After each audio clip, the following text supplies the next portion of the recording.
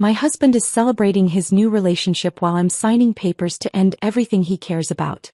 He has no clue what he's about to lose. While my husband orders champagne to celebrate his new relationship status on Facebook, I'm signing papers that will leave him sleeping in his Tesla by Monday. Funny thing about that Tesla. I paid for it. Just like I paid for everything else he's about to lose. Before we begin, I want to take a moment to thank each of you for being part of this incredible journey. If you're enjoying these stories of empowerment, consider subscribing. It's completely free and helps us build this amazing community. Let's dive in. My hand doesn't shake as I sign another document. 15 years of marriage and James still thinks I'm just the pretty face who got lucky with a successful husband. He forgot, or maybe never cared to remember, that before I became Mrs. Wilson I was the youngest partner at Morton Financial. The same firm that handled the offshore accounts he thought he'd hidden so cleverly. Are you sure about this timing, Mrs. Wilson? Linda, my lawyer, watches me with a mixture of admiration and concern. We could wait until... Look. I turn my phone toward her, showing James's latest Facebook post. The timestamp reads 2 minutes ago. Living my best life with my soulmate. #new chapter #blessed. The photo shows them at Maison Laurent, the same restaurant where he proposed to me. He's even wearing the Rolex I gave him for our 10th anniversary. The timing, I say, signing another paper with flourish, is perfect. My phone buzzes again. A text from James. Hey beautiful, don't wait up tonight. Big client meeting running late. Love you. I've saved every text like this from the past 6 months. Each one corresponds perfectly with a credit card charge at hotels, restaurants, jewelry stores. The ones he doesn't know I've traced. The ones that match perfectly with Sarah's Instagram posts, flaunting each spontaneous gift from her married lover. What they don't know is that I've known for months. Every late-night meeting, every business trip, every suspicious charge. I've documented it all. But unlike most scorned wives, I didn't confront him. I didn't throw his clothes on the lawn or key his precious Tesla. Instead, I did what I do best. I followed the money. This one, Linda points to a particular document, will freeze all joint accounts and trigger an automatic audit. Once you sign, there's no going back. I think about this morning how James kissed my cheek before leaving for work, how he promised we'd plan that trip to Bali soon. Meanwhile, I'd already seen the Bali reservations he'd made, not for us but for him and Sarah. Next month at the same resort where we spent our honeymoon. Good, I say, signing my name. That's exactly what I want. My phone lights up with another notification. An Instagram story this time. Sarah showing off a new Cartier bracelet, tagged with "From my love." I screenshot it, noting the date and time. It matches perfectly with a withdrawal from our joint savings account. The one James thinks I never check. The forensic team will start their investigation on Monday, Linda explains, organizing the papers. Given what you've already uncovered, they'll have more than enough to prove he's been embezzling from his own company? I finish for her, pulling up a folder on my phone. Here's every transaction he's tried to hide through that fake consulting firm he set up. The one where Sarah mysteriously became CEO 2 months ago, despite having zero business experience. Linda's eyes widen as she scrolls through the documents. This is incredibly thorough. I had a lot of free evenings, I say dryly. You know, with all his late meetings. As if on cue, my phone buzzes with a group chat notification. Our couple friends planning a dinner next week. James responds immediately. Sorry everyone, I'll be out of town on business. I know about that business trip too. I've seen the tickets to Cabo he booked for him and Sarah. First class, charged to his corporate card. The same corporate card that's about to be flagged for audit. Last one, Linda says, sliding the final paper across the desk. This initiates the full investigation into both personal and corporate accounts. Once you sign this, I don't hesitate. My signature flows across the paper, years of anger and betrayal channeled into each curve and line. As I dot the "I" in Wilson, another notification pops up. James, going live on Facebook from what's supposed to be his client meeting. Let them celebrate, I say, standing up and smoothing my dress. The one James bought me last month out of guilt. By Monday morning, they'll have a very different status to update. Linda gathers the papers, her expression both impressed and slightly unnerved. You know, in 15 years of handling divorces, I've never seen anyone quite as prepared. I suggest picking up my bag. Strategic? Or maybe just tired of being underestimated? As I walk out of the office, my phone buzzes one last time. James sending his nightly check-in. Miss you, beautiful. Can't wait to come home to you. I smile, typing back. Sleep well, honey. Monday's going to be interesting. He'll think it's just another loving message from his unsuspecting wife. But then again, he always did underestimate me. That's about to become his most expensive mistake. The morning after signing those initial papers, I dress with extra care. Chanel suit, Louboutin heels, his favorite pearl necklace. The armor of a woman who has everything under control. The mirror reflects exactly what James expects to see. His perfectly polished wife, none the wiser about his secret life. Good morning, sweetheart, I call out as he stumbles into the kitchen, hungover from last night's client meeting. I made your favorite breakfast. He kisses my cheek, reeking of expensive whiskey and guilt. You're too good to me, babe. If only you knew, I think, sliding his coffee across the counter. The same counter where I'd sat until 2 a.m. last night, on a video call with my old colleague Mark from Morton Financial. Mark, who now heads their forensic accounting department.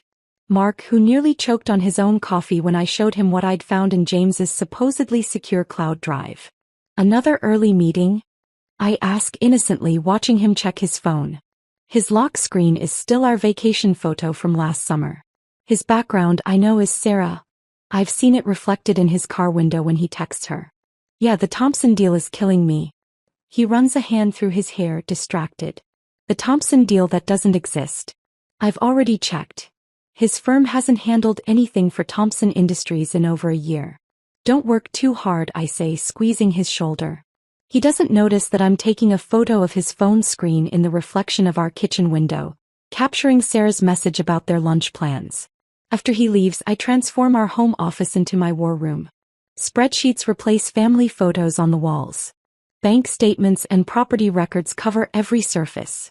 My friend Rachel, a corporate lawyer I've known since college, sits cross-legged on the floor, surrounded by documents. Jesus Christ, she mutters, holding up a paper. Did he really think he could hide a shell company this obvious? In the Caymans? I laugh, but there's no humor in it. He registered it under our dog's name. Our dead dog. Rachel shakes her head, adding the paper to our growing evidence pile. Men like him always think they're the smartest person in the room. That's because they never bother looking around the room, I reply, pulling up another document on my laptop. Look at this. Every time he meets Sarah for one of their little dates, he files it as a business expense. $300 bottles of wine with a woman who's supposedly just a junior consultant? My phone buzzes. A group text from our friend Lisa about her upcoming dinner party. James responds immediately with another excuse. Sarah, I noticed, declines the invitation too. They're getting careless, confident. It would almost be funny if it weren't so perfectly aligned with my timeline. Have you talked to Diana yet? Rachel asks, referring to our friend who heads the SEC's forensic team. I nod, pulling up an encrypted email. She's ready. The moment we file on Monday, she'll coincidentally launch a routine audit of his firm. The same audit that will discover Sarah's consulting company has been receiving suspicious payments since before it legally existed. My phone lights up with James's face. His daily check-in call. I answer with practiced cheerfulness, listening to him lie about his lunch meeting while I stare at the hotel receipt from his actual location. Miss you too, honey, I say, watching Rachel roll her eyes. Don't forget we have dinner with the Hendersons tonight. He pauses. I can practically hear him texting Sarah to reschedule. Of course, babe. Wouldn't miss it. After hanging up, I turn to Rachel. He'll cancel in about 3 hours. Emergency client meeting. How can you be so sure? I pull up Sarah's Instagram story from this morning. A cryptic post about its special surprise tonight. Because I know their routine better than they do. The rest of the day is a carefully choreographed dance. I attend my regular board meetings, make appearances at my usual lunch spots, even get my nails done at the salon where James's secretary gets hers. Everything normal. Everything routine. No one would suspect that in my briefcase, I'm carrying documents that will dismantle a decade of James's careful deceptions. Right on schedule at 3:47 p.m. James texts, "Baby, I'm so sorry. Henderson dinner might have to rain check. Massive crisis with the Beijing account." I respond with just the right amount of disappointment and understanding. The Beijing account has been closed for months. Another fact he doesn't know I know. Look what just came in, Rachel says, holding up her phone. Sarah's posted a photo of champagne glasses at sunset. The location tag is accidentally visible. The rooftop bar where James first kissed me. Perfect, I say, adding the screenshot to our collection.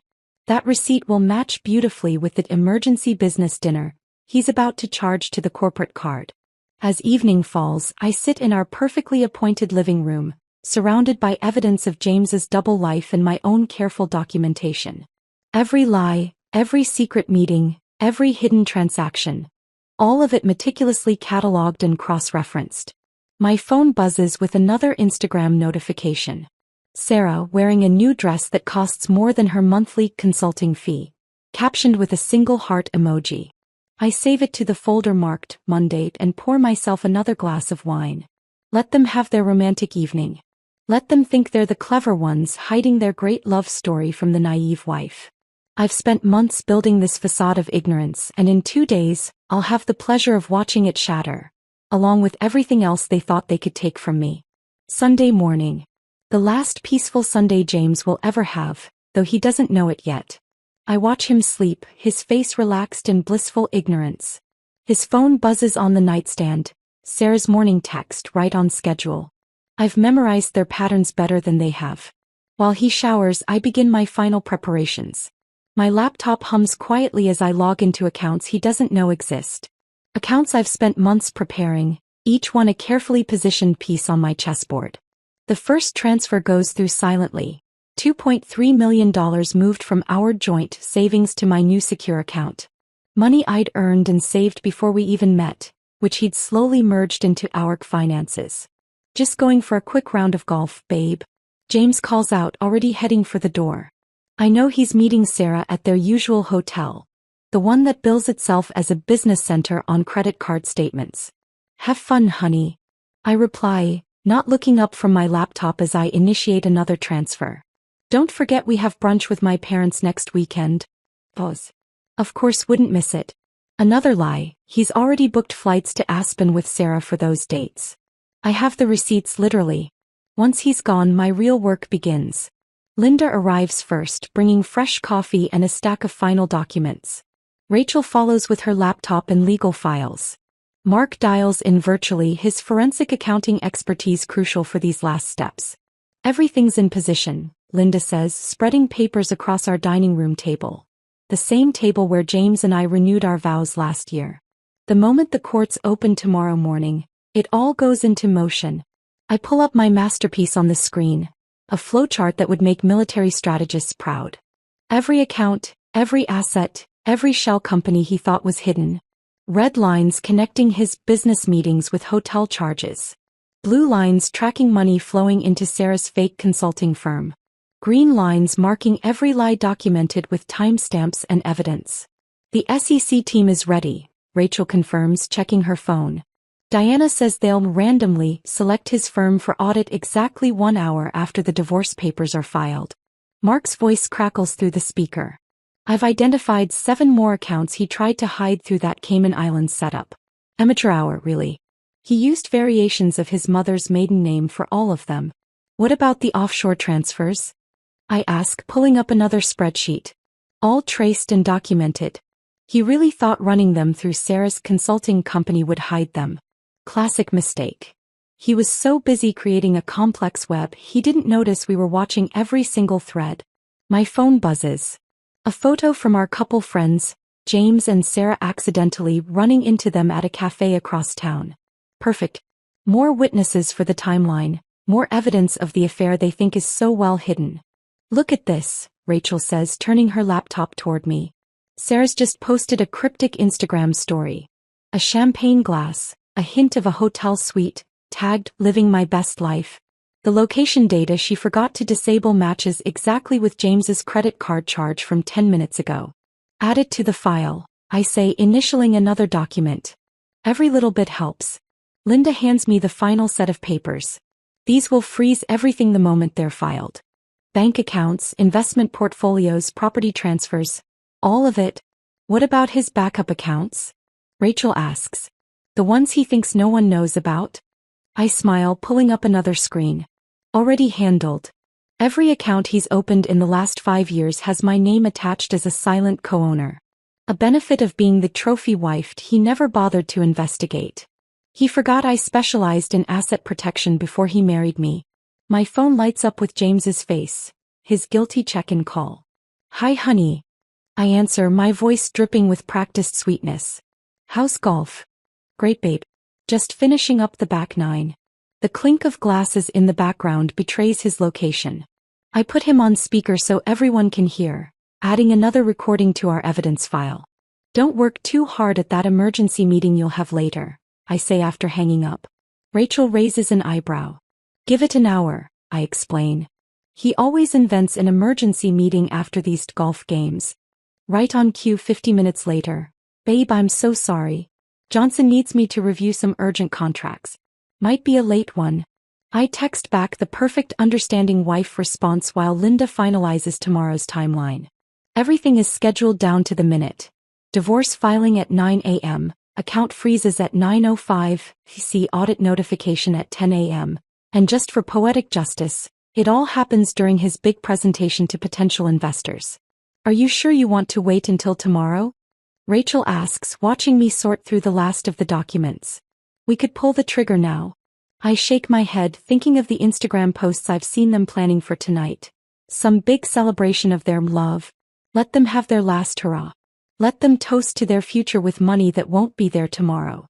Let them feel as secure and invincible as they want for one more night. Tomorrow, I say, signing the final preparation document with flourish. Let them sleep tonight thinking they've won. Tomorrow they learn what it means to underestimate the wrong woman. Monday morning dawns crisp and clear. A perfect day for endings disguised as beginnings. I wake up to an empty bed. James never came home last night. His side of the bed is still made untouched. My phone already has 3 notifications. His apologetic text about falling asleep at the office, Sarah's Instagram story of sunrise from a hotel room I paid for, and Linda's message confirming she's at the courthouse. Showtime, I whisper to myself, slipping into the power suit I'd laid out last night. Red Valentino, his favorite. He always said I looked killer in it. Today that word feels especially appropriate. My phone buzzes again. A group chat message from James. Everyone. Sarah and I have an announcement to make. Dinner at Le Cirque tonight, 8 p.m. Time to share some amazing news. I screenshot it for the record as our friends' congratulatory messages pour in. None of them know that Sarah's been wearing my grandmother's ring for weeks now. None of them know that Le Cirque's reservation was made on our joint credit card. The same card that will be declined by the time dessert arrives. All set. Rachel texts. Right on schedule, I reply, watching my security cameras as James pulls into our driveway. He's whistling as he enters, carrying fresh coffee and croissants. His guilty conscience breakfast routine. Morning, beautiful. He kisses my cheek and I let him, knowing it's the last time he'll ever do so. I got your favorite. You're in a good mood, I observe, accepting the coffee I won't drink. Years of practice keep my hands steady, my smile perfect. Big day at work, he grins, straightening his tie, the Hermes one I bought him for Christmas. Huge investor presentation. Could change everything. Oh honey, you have no idea. That's wonderful, I say, checking my watch. 8:47 a.m. In 13 minutes, Linda will file the papers. In 14 minutes, every account James has access to will freeze. In 15 minutes, the SEC will receive an anonymous tip about irregular financial activities at his firm. By the time he finishes his coffee, his entire world will be in free fall. Don't want to be late. He grabs his briefcase. The one still stamped with my family's business logo, a detail he never appreciated. Dinner tonight? Big news to share. I smile, remembering the engagement announcement he's already drafted on his phone. I saw it reflected in our bedroom mirror last night while he was texting Sarah. I wouldn't miss it for the world. The moment he leaves, I open my laptop. Multiple windows appear. Live feeds from his office security cameras. Amazing what being listed as a company co-founder lets you access. His email inbox, shared with me years ago and never unshared. And the courthouse filing system. 8:57 a.m. James walks into his office, still whistling. Sarah's there, perched on his desk in a dress that probably cost 3 months of her fake consulting salary. 8:59 a.m. They're kissing, celebrating their moment of triumph. His phone shows him checking their dinner reservation, the one where he plans to announce their engagement to our friends. 9 a.m. Linda's name appears in the court filing system. 9:01 a.m. The first domino falls. I watch through the security feed as James's phone starts buzzing. His bank app's pushing notifications. His executive assistant rushing in with a panicked look. Sarah's face shifting from joy to confusion as James's face drains of color. What do you mean, accounts frozen? I hear him shout through the feed. Check again. 9:05 a.m. The SEC notification hits. 9:06 a.m. His potential investors start calling to cancel the presentation. I sip my real coffee, not the one he brought, and watch it all unfold. Every scenario I'd planned for plays out exactly as predicted. James runs from his office, phone pressed to his ear, probably trying to reach our financial advisor. But Michael, my old college friend, is conveniently in meetings all day. Sarah follows him, confusion turning to panic as her own account notifications start rolling in. That fake consulting firm they thought was so clever? Currently being dissected by forensic accountants who are finding exactly what I wanted them to find. My phone lights up with messages from our friends, all responding to James's group dinner invitation. I respond with a simple "can't wait," knowing exactly how this evening will end. More notifications flood in. James trying to access our safety deposit box already emptied last week. Attempting to transfer funds from our secret offshore accounts frozen. Calling his lawyer, who's currently reviewing the mountain of evidence I've compiled. Through it all, I sit in my home office watching the security feeds like a general observing her battlefield. Every frantic move he makes was predicted, planned for, and countered before he even thought to make it. Status. Linda texts. Everything proceeding as planned, I reply, watching James pace his office, his perfect world crumbling minute by minute. He just tried the Cayman accounts. All frozen. Diana's team is having a field day with those transfers. Sarah's on her phone too now, probably realizing that her consulting firm is about to bring more attention than she wanted. The look on her face suggests she's finally understanding what being under federal investigation means. My phone buzzes one last time. James, babe, might have to cancel dinner tonight. Huge crisis at work. I smile, typing my final response as his perfect new beginning implodes. No problem, honey. I have some paperwork to take care of anyway. Good luck with your presentation. By noon, James's perfectly constructed world is showing its first real cracks. I watch through the security feed as he paces his office like a caged animal, phone pressed to his ear, having the same conversation for the 5th time. What do you mean you can't override it? He shouts at his private banker. I own the damn company. Owned, I think, taking another sip of coffee. Past tense. The SEC investigators arrived 20 minutes ago, right on schedule. They're in the conference room now, boxes of documents spread across the table. Sarah sits among them, her designer dress suddenly seeming out of place as they question her about her consulting qualifications. My phone buzzes. It's James. Honey, something's wrong with all our accounts. His voice is tight, controlled panic seeping through. Have you tried accessing anything today? Oh. I keep my voice light, curious. Let me check. I make a show of typing, though I'm really watching him through the camera feed, seeing him run his hands through his hair in frustration. That's strange. Have you called the bank? They're saying. He pauses and I can see him on the feed turning to look through his office windows at the SEC team. They're saying there's some kind of investigation. Something about irregular transfers. That sounds serious, I reply, watching Sarah being escorted to a separate conference room. Should I be worried? No, it's just a misunderstanding. He's sweating now. Listen, about dinner tonight. The engagement announcement? I say softly. Dead silence on the line. On the security feed I watch him freeze, his face draining of color. What did you say? His voice is barely a whisper. The engagement announcement. You and Sarah. Tonight at Le Cirque. With my grandmother's ring. The one you told me was stolen. Each word falls like a gavel strike. The ring that matches the one she's been wearing in her Instagram stories for the past 3 weeks.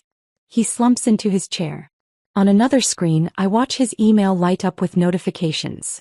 Major clients pulling their accounts, board members calling emergency meetings, Sarah's lawyer requesting an urgent consultation. How? He starts. How long have I known? I finish for him. Long enough to document everything. The fake consulting firm. The offshore accounts. The creative bookkeeping you thought no one would notice. I pause, letting each revelation sink in. Long enough to make sure that when this day came, there would be nothing left for you to hide behind. You did this. Realization crashes over his face on the security feed. The SEC investigation, the frozen accounts. I especially enjoyed watching you try to access the Cayman accounts this morning. I add, my voice cool. Though I have to ask, using our dead dog's name as a password? Really, James? His next words come out strangled. I can explain. To me? Or to the SEC? Because right now, they're very interested in how Sarah became CEO of a consulting firm that was billing your company millions before it legally existed. Through the feed, I watch Sarah being handed a stack of documents. Every transaction, every fake invoice, every fictional consulting report traced back to its source. Her perfect makeup doesn't hide her growing panic. You don't understand, James attempts, desperation creeping in. This will destroy everything. No, James. You destroyed everything the moment you decided our marriage vows were optional. I pause, watching another email pop up on his screen. His lawyer, dropping him as a client. I'm just making sure you pay fair market value for that decision. His corporate card declines as he tries to order lunch. His assistant quietly clears her desk, having already accepted a position at a competing firm, arranged weeks ago through my network. One by one, the pillars of his carefully constructed life crumble. The board meeting, he suddenly remembers, horror dawning. The investor presentation has been cancelled. I finish for him. Though you might want to prep for a different kind of presentation. The forensic accounting team has some interesting questions about certain creative financial decisions.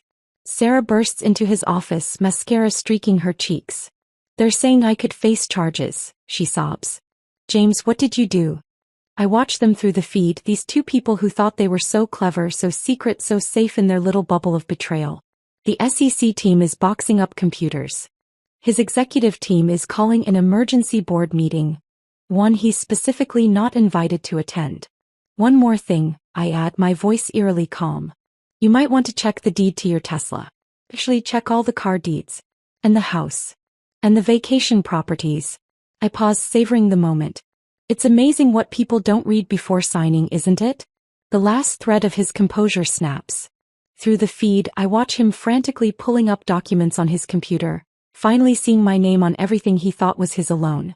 You were right about one thing, I tell him, standing up from my desk. Tonight's dinner at Le Cirque would have changed everything. But not the way you planned. I end the call as Linda texts me, Phase 2 ready when you are. I text back a single word, begin. Through the feed, I watch as security enters James's office. His company badge no longer works. His parking pass is deactivated. His world, so perfectly built on lies and stolen money, dissolves like a sand castle at high tide. And I haven't even served him the divorce papers yet. By 3 o'clock, James's carefully constructed empire is falling faster than he can count the losses. I've moved my operation to Linda's office, where multiple screens show the systematic dismantling of everything he built. Or rather, everything we built that he thought was his alone. Another board member just jumped ship, Rachel announces, checking her tablet. That makes 7 out of 9. I watch the live feed from his office building's security cameras. James still sits in his chair, tie loosened, staring at his useless computer screen. Sarah left an hour ago, escorted by her own lawyer after breaking down in the SEC interview room. Her last words to James were caught perfectly on camera. You promised they would never find out about the money. My phone hasn't stopped buzzing with notifications. Each one is another piece of his life crumbling. Cayman First National Bank. Unusual activity alert. Amex. Card suspended. Reuters. Breaking Wilson Financial under federal investigation. Le Cirque.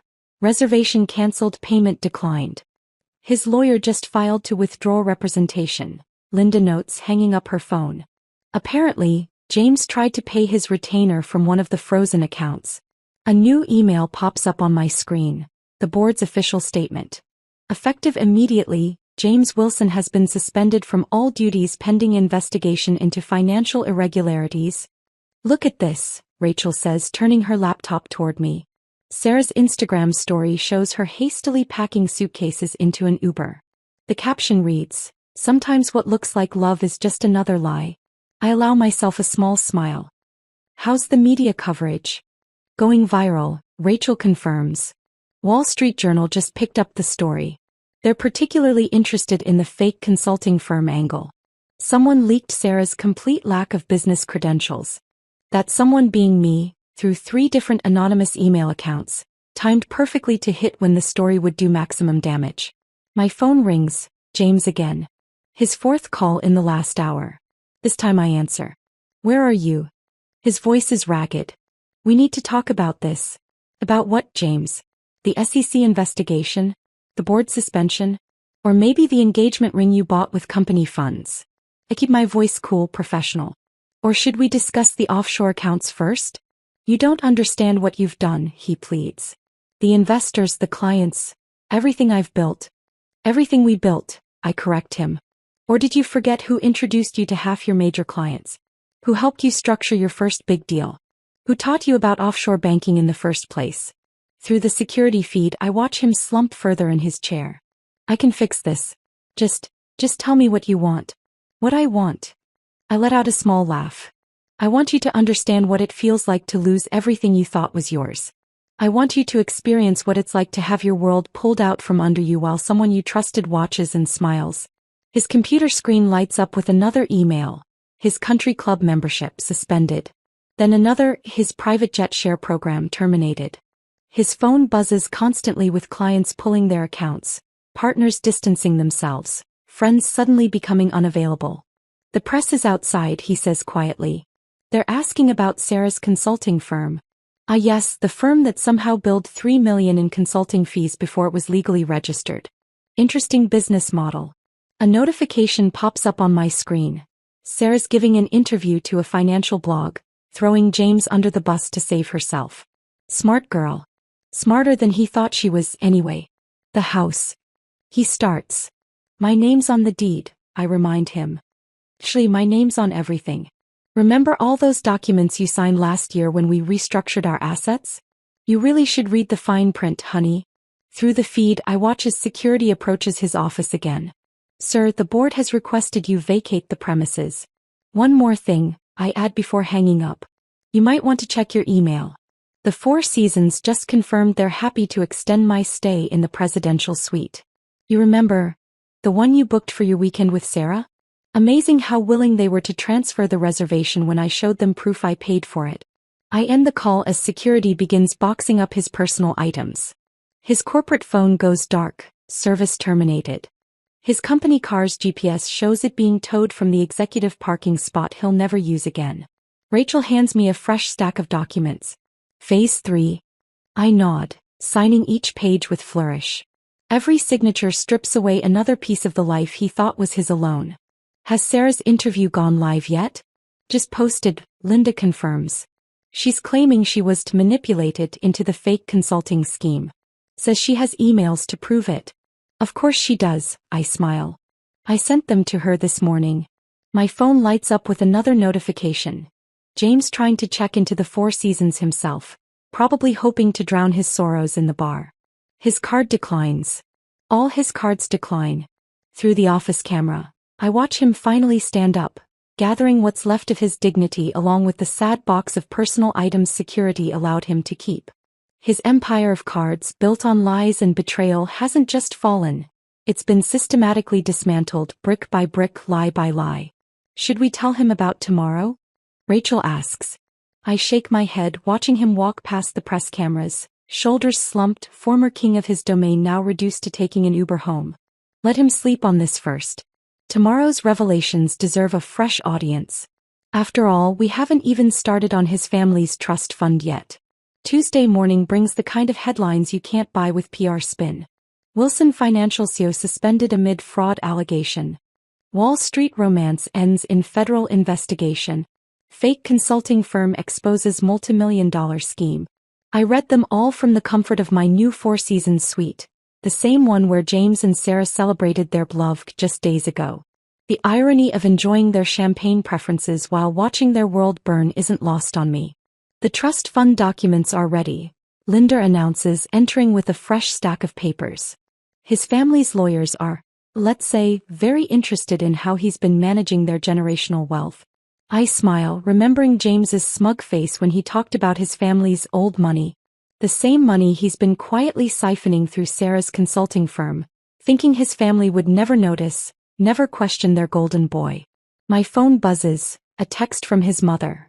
We need to talk. Now. The security feed from our home shows James still passed out on the couch, surrounded by empty whiskey bottles. He tried using his key card at 3 different hotels last night before realizing all his cards were frozen. The Four Seasons staff were particularly amused when he demanded his suite, the one I'm currently occupying. His sister's statement just went live, Rachel says, turning her tablet toward me. The headline reads, "Family shocked by financial misconduct. We trusted him with everything." Perfect timing. I'd made sure his family received their copy of the forensic accounting report bright and early this morning. Nothing like breakfast with a side of betrayal. Sarah's doing damage control, Linda notes, showing me another headline. Whistleblower comes clean. He made me do it. I laugh softly. The evidence Sarah's turning over to the SEC is exactly what I wanted her to find. Every email, every document, every transaction carefully crafted to tell the story I've been writing for months. A commotion in the hotel lobby catches my attention on the security feed. James, unshaven and disheveled, attempting to talk his way past security. My wife is up there. In my suite. I text the front desk. Mr. Wilson is no longer associated with this reservation. Please have security escort him out. The board meeting starts in an hour, Rachel reminds me. They're voting on permanent removal. I nod, slipping into a black Chanel dress. Another one James paid for during his guilty shopping sprees. Are the shareholders ready? Oh, they're ready, Linda grins. Turns out they don't appreciate their CEO using company funds to finance his affair and fake consulting scheme. My phone lights up with another notification. Sarah giving a tearful interview on a morning financial show. I was young and naive. He said the consulting firm was legitimate. She plays the victim well, I observe. Almost as well as she played the seductress. Speaking of playing roles, Rachel says, "Your car's ready whenever you are." I check my reflection one last time. Power suit perfect, makeup flawless, expression composed. Today isn't about revenge. It's about justice, served with a side of poetic timing. The boardroom falls silent as I enter.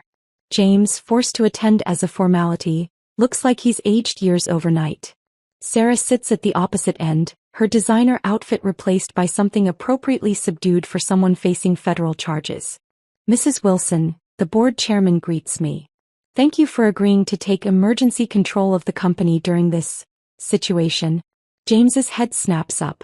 What? I take my seat, his seat technically since the emergency board vote last night. Did you forget who owns controlling interest in the company, honey? Check the shareholding structure. I believe you signed those papers yourself last year. The color drains from his face as the documents are distributed. His signature on every page, transferring control to me in case of emergency. Just another document in the pile he never bothered to read. Now, I address the board, ignoring James's strangled attempt to speak. Let's discuss the company's future direction. I believe we all agree changes are needed. Sarah attempts to slip out quietly. Please stay, Ms. Mitchell, I call out pleasantly. The SEC has some follow-up questions about your consulting expertise. Or lack thereof. The next hour is a masterclass in corporate dismantling. Every scheme exposed, every fraud documented, every lie unraveled. James and Sarah sit there, watching as their perfect plan crumbles under the weight of meticulous evidence. One final item, I announce as the meeting concludes. The family trust. James goes completely still. The trust, his safety net, his backup plan, his birthright. The one thing he thought I couldn't touch. Your mother asked me to give you this. I slide a document across the table. The trustees are concerned about recent investment decisions. He opens it with trembling hands. Inside, notice of his removal as trust beneficiary, effective immediately. His family's old money now is untouchable as everything else he thought was his. The police have some questions as well, I add casually. About certain creative accounting practices with the trust funds. They'll be waiting outside. As security leads them out, James to the waiting police, Sarah to her own legal reckoning. I remain seated, queen of the empire he thought he'd built alone. Justice, it turns out, tastes better than revenge. 1 month later. The penthouse view of Manhattan stretches out before me, the city lights twinkling like the diamonds I never returned. The Wall Street Journal sits on my desk, today's headline already framed for my office wall. Wilson Financial rebounds under new leadership, stock prices soar. My phone buzzes with a news alert. James Wilson pleads guilty in financial fraud case. I take a sip of champagne, the expensive kind, the kind he used to impress Sarah with, and savor both the taste and the moment. The last of the paperwork is filed. Linda announces, entering my office with a final stack of documents. As of 4:32 p.m. today, you're officially divorced. I sign the papers with the Mont Blanc pen James gave me for our last anniversary. Another bit of poetic justice, using his gifts to sign away his future. Have you seen this? Rachel asks, showing me her tablet. Sarah's giving another interview, this time from her parents' home in New Jersey. Her plea deal required full cooperation, which she gave with impressive enthusiasm. Hell hath no fury like a mistress facing federal charges. Ms. Mitchell provided crucial evidence, the article reads, leading to additional charges in the expanding financial fraud investigation. I smile, remembering how eagerly Sarah handed over everything once she realized I'd given her the perfect exit strategy. A few strategic emails, some carefully planted evidence, and suddenly she was the victimized whistleblower instead of the willing accomplice. His mother called again. Linda mentions, settling into one of my office chairs. The family wants to thank you for protecting their trust fund. Apparently you saved them from losing 3 generations of wealth. Ironic, I muse, considering James always said I didn't understand old money values. My assistant enters with more news. The company's stock has jumped another 15 points since I announced the restructuring plan. Turns out removing fraudulent leadership is good for business. Who knew? They're calling you the Phoenix of Wall Street. Rachel notes, reading from another article. Rising from the ashes of corporate scandal to lead one of the most remarkable turnarounds in financial history. I walk to the window looking out at the empire I helped build and now fully own. In the reflection I see not the trophy wife James thought he married, but the woman I always was, brilliant, calculating, unstoppable. Have you heard from him? Linda asks quietly. I nod toward a letter on my desk. James's final attempt at, what? Reconciliation? Manipulation? It doesn't matter anymore. Dear Catherine, it begins, I understand now what I lost. Too late, James. Too late by exactly 15 years, 3 months and 27 days. The media wants an interview, Rachel mentions. Forbes specifically. They're doing a piece on women in finance. Tell them yes, I decide. It's time to tell my own story. My phone buzzes one last time, a text from James's sister. Thank you for saving our family legacy. He never deserved you. I think back to that first Instagram post, the one that started it all. James, so proud of his new relationship status, thinking he was writing the beginning of his new life. He never realized he was actually writing the end of his old one. The SEC investigation is expanding, Linda notes. They're looking into his previous ventures now. Let them, I say. I've given them everything they need. Every document, every transaction, every lie carefully preserved and annotated. Rachel raises her glass. To justice served cold? I shake my head, raising my own glass. To underestimating the wrong woman. As the sun sets over Manhattan, I open my laptop to review tomorrow's board meeting agenda. The company's doing well, better than ever actually. Turns out removing fraudulent leadership and installing someone who actually understands finance does wonders for the bottom line. The last rays of sunlight catch my wedding ring, the only thing I kept from my marriage. Not out of sentiment but as a reminder. A reminder that sometimes the most valuable things in life are the lessons we learn from those who try to destroy us. One last thing, Linda says, pulling out a final document. Your name change paperwork is ready. Do you want to go back to your maiden name? I consider this for a moment, looking at the empire I now control. No, I decide. Let him see my name, his name, on everything he lost. Let him read about every success, every triumph, every achievement he could have shared if he hadn't been so blind. The New York lights flicker to life as darkness falls. From my penthouse office, the city looks like a constellation of possibilities. James saw me as a trophy to be displayed and discarded. He never understood that I was always the hunter, never the prize. What's next? Rachel asks, gathering her things. I smile, turning from the window to face my future. Everything, I reply. Everything is next. Because the thing about rising from the ashes? You emerge stronger, wiser, and ready to soar. James thought he was writing our ending, but he only wrote his own. My story. It's his beginning. And this time I'm holding the pen.